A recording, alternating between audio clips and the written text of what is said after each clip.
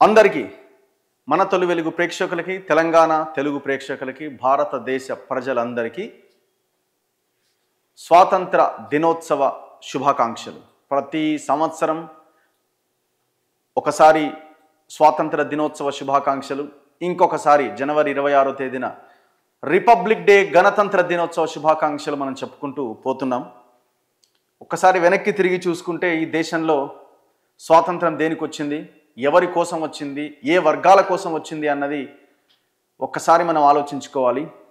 అల్టిమేట్గా ఈ దేశాన్ని, రాజ్యాన్ని, ఈ దేశాన్ని కానీ రాష్ట్రాలని కానీ స్థానిక సంస్థలైన గ్రామాలని కానీ పరిపాలించాలి అంటే ఎన్నికల వ్యవస్థనే చాలా కీలకమైంది.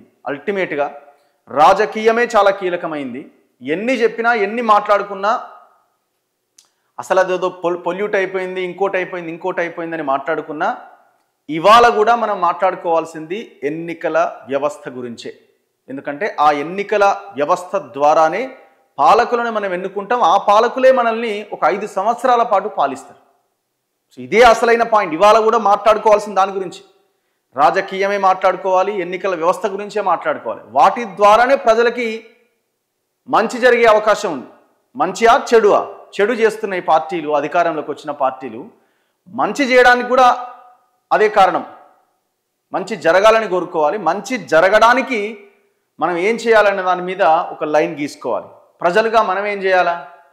మంచి నాయకుడిని, మంచి పార్టీని, మంచి ఆలోచనలు ఉన్న వాళ్ళని మనమే ఎజెండా ఫిక్స్ చేసి పార్టీలని ఆ దారిలోకి తీసుకెళ్ళాలి.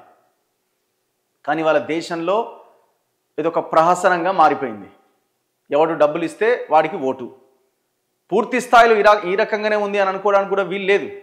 ఇంకా మొత్తం నాశనం అయిపోయింది, మొత్తం పొల్యూట్ అయిపోయింది, మొత్తం కలుషితం అయిపోయింది అని అనుకోవడానికి కూడా ఏం లేదు. చాలా ఎన్నికల ఫలితాలు చూసినప్పుడు మనకి ఇక్కడ మంచి జరుగుతుంది, మంచి చేశారు ప్రజలు, మంచి నిర్ణయం తీసుకున్నారు అన్న సంఘటనలు చాలా కనిపిస్తున్నాయి. మన తెలంగాణలో కూడా కనిపించినాయి. కానీ వ్యవస్థ నెమ్మదిగా పొల్యూట్ అవుతూనే వస్తున్నది. మంచి జరగట్లేదు.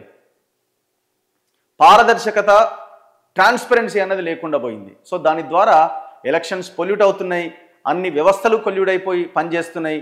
ప్రజలు కూడా డబ్బులు తీసుకొని ఓట్లేస్తున్నారు, ప్రజలు కూడా మందు దాగి ఓట్లేస్తున్నారు. కొంతమంది ఈ రకమైన దానివల్ల తప్పుడు దారిలో వెళ్తున్న నాయకులను మనం ఎన్నుకుంటున్నాం. వాళ్ళే లీడర్లు అవుతున్నారు. డబ్బులున్నోడే లీడర్ అవుతున్నాడు.